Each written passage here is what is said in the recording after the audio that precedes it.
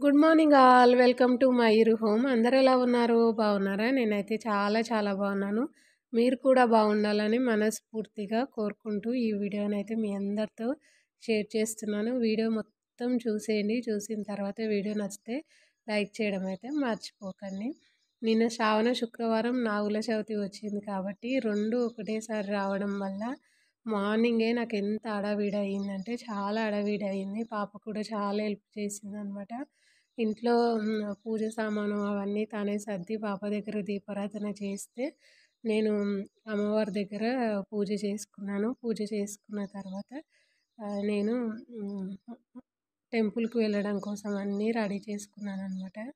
ముందుగా నిన్న శ్రావణ శుక్రవారం కాబట్టి ఖచ్చితంగా మా హస్బెండ్ దగ్గర ఆశీర్వాదం తీసుకొని ఆయన ఆశీర్వాదం నాకు దొరికిన తర్వాత నేను ఇక్కడ బెల్లం తాలూకాలతోని పాయసం అయితే చేస్తున్నాను.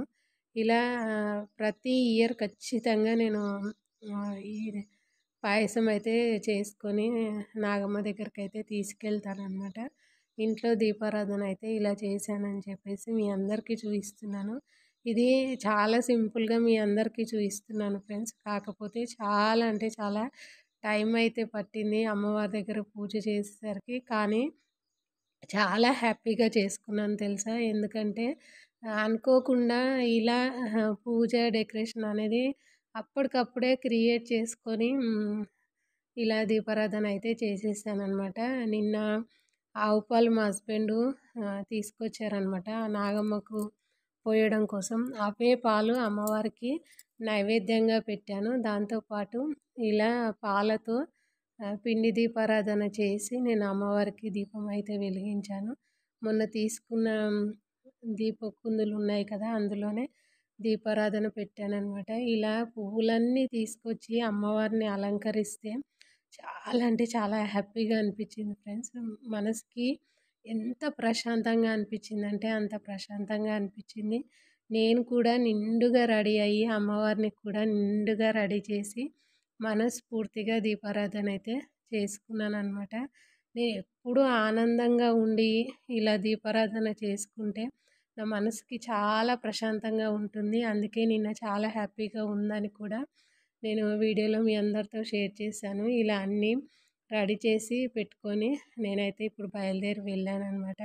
నా కోసం మా ఫ్రెండ్స్ అయితే చాలాసేపు వెయిట్ చేశారు. నేను బెల్లం తాలూకాల పాయసం చేసేంత వరకు వెయిట్ చేశారనమాట. నేనే ఎప్పుడు రెడీ అయ్యి అందరినీ హడావిడి పెట్టేదాన్ని. కానీ ఇప్పుడు వాళ్ళే రెడీ అయ్యి నన్ను హడావిడి పెట్టారనమాట. నా పూజలు ఇవన్నీ అయ్యేసరికి నాకు టైం అయితే పట్టింది. 4కే లేచాను కానీ పని అయ్యేసరికి 9:30 10 అయిపోయిందనమాట. ఇంట్లో కంప్లీట్ చేసుకునేసరికి ఇక టెంపుల్‌కి వెళ్ళేసరికి 11 అయ్యింది. అక్కడికి వెళ్ళి ఇలా అందరం కలిసి దీపారాధన చేసి అమ్మవారికి పూజ చేసి అలాగే నాగమ్మకి వెండి పడిగ అనేది తీసుకొచ్చాం. అది వేసి ఇలా అమ్మవారి దగ్గర పాలైతే పోసి ఇక్కడనే నల్లపోచమ్మ టెంపుల్ ఉంటుంది. ఆ టెంపుల్ పక్కన పుట్టు ఉంటుందన్నమాట. ఇక్కడ అమ్మవారు ఇలా వెలిసారు. ఈ మధ్యనే ఈ టెంపుల్ అనేది కట్టారు. నేను ఇంతకుముందు వీడియోలో కూడా మీకు చాలాసార్లు చూపించానన్నమాట. చాలా బాగుంటుంది.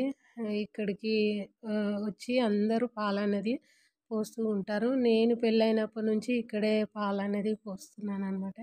ఇలా పాలు పోసి పూజ అంతా కంప్లీట్ అయిపోయిన తర్వాత ప్రశాంతంగా టెంపుల్లో ఒక 10, 20 నిమిషాలు కూర్చున్నాం.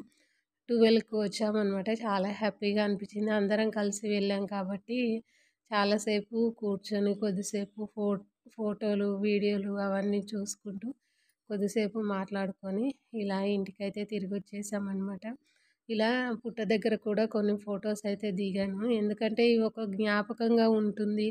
రేపు చూసుకోవడానికి నేను ఇలా రెడీ అయ్యాను, ఇలా ఉన్నాను, ఇలా వెళ్ళాను అనేది కూడా ఒక జ్ఞాపకంగా ఉంటుంది అనే అభిప్రాయంతో ప్రతి ఒక్క బిట్ అనేది మీ అందరితో నేను షేర్ చేస్తూ ఉంటాను. చాలా హ్యాపీగా ఉంది. మీ అందరికీ నా పూజా విధానం నచ్చిందా లేదా? నేను ఎలా రెడీ అయ్యాను? మీ అందరికీ నచ్చిందా లేదా? నా శారీ నచ్చిందా? కింద కామెంట్ చేయడం అయితే మర్చిపోకండి. మళ్ళీ నెక్స్ట్ వీడియోలో మీ అందరితో మీట్ అవుతా. థ్యాంక్ యూ ఇప్పటి వరకు వీడియో చూసినందుకు. లైక్ చేయడం అయితే మర్చిపోకండబ్బా.